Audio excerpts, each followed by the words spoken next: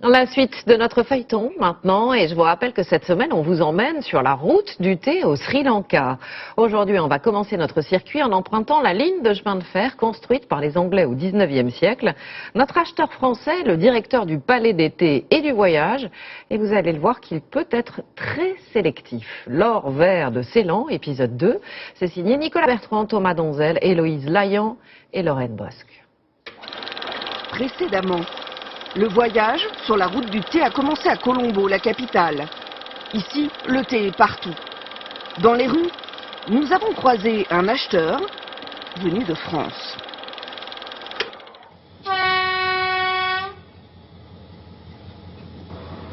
La gare de Colombo s'est réveillée de bonne heure.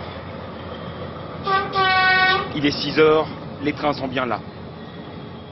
Dans une vieille locomotive allemande qui a largement dépassé l'âge de la retraite, Gana Wardena prépare sa journée. Cet employé des chemins de fer sri-lankais aime beaucoup son travail. Vous pouvez visiter tous les beaux endroits de ce pays. Et vous êtes payé pour ça. Depuis 15 ans, il est affecté sur la plus ancienne ligne de l'île. Celle qui court jusqu'au centre du pays et que l'on appelle la ligne du thé.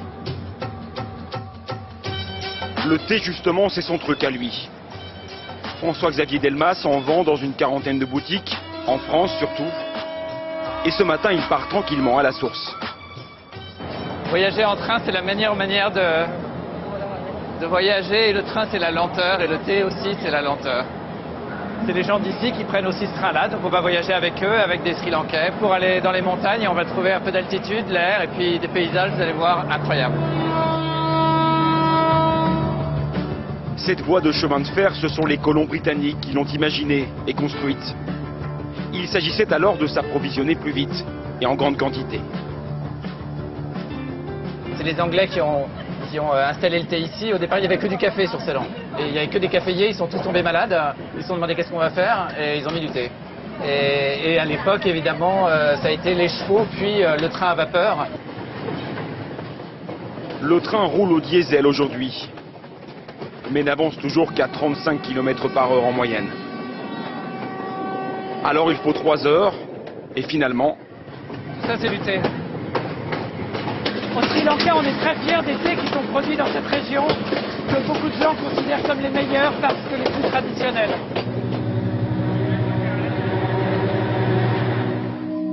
François-Xavier retrouve de vieilles connaissances. After a long time.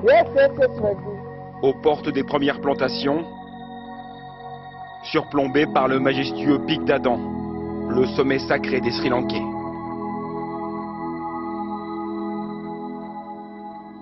Le premier domaine où se rend le français s'étend sur 735 hectares.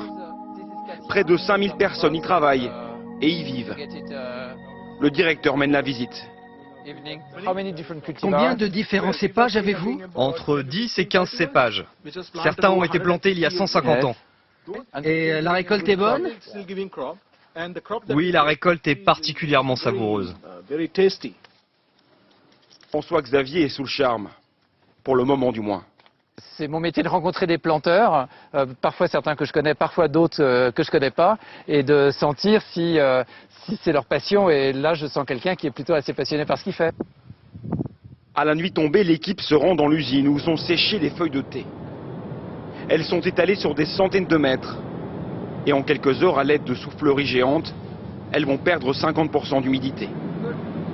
Tout semble parfait. Pourtant, François-Xavier est loin d'être satisfait. Quand je vois ça, je sais parfaitement que je n'achèterai pas. Là, il a été récolté, pour moi, il y a un niveau de qualité qui ne correspond pas à mes critères en tout cas. Mais des feuilles comme ça, toutes seules, sans bourgeons, c'est un peu...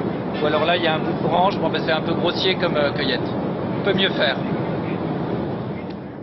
Les propriétaires sont loin de se douter de la déception du Français. Mais lors de la dégustation, il va jouer carte sur table.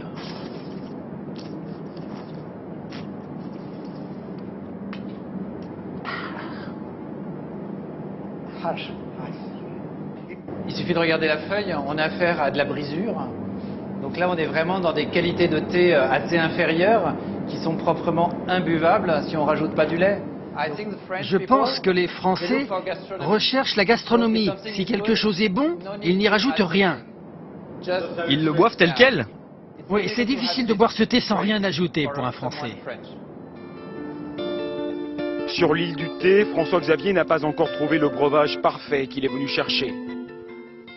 Alors qu'il poursuit ses visites de plantation, nous arrivons demain dans une ancienne usine, transformée en palace 5 étoiles.